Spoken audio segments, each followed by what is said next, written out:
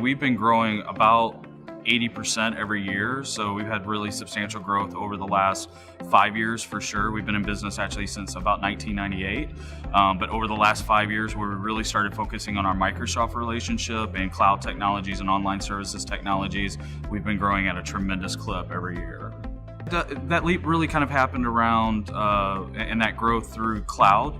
We were traditionally a hardware VAR, right? So when we look at kind of at our history, we sold a lot of hardware with some professional services. So the first transition we went through was, moving away from when someone called and said, hey, I need a server to do XYZ, we would start saying, well, what are you trying to do XYZ wise? What's the business problem you're trying to solve? Let's talk about how cloud can do that versus just doing an exchange upgrade for you on-prem and selling you hardware, software, and services for that. So now being able to leverage things like Microsoft 365 to be able to drive that experience. We have a multitude of sales directors that focus with training with their employees. We call things called continued education.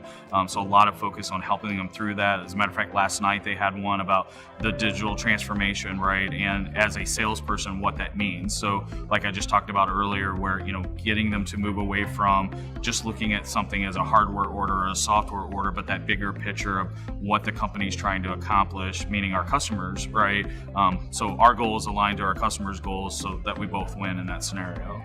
If other partners don't want to transition, we're happy for that, right? We'll pick up their business from that perspective. I think the best, and I probably will mess the quote up a little bit, but one of our managing partners always makes the comment, if you're offered a ride on a rocket ship, you don't deny it, right? You jump on, you grab on, and you kind of accelerate with that change and with that disruption in the market. It's really been about the enablement that Microsoft provides, whether it's the sales training that we're leveraging to help transform our folks, the technical depth, right, where we can get support and help from the different PDUs related to that.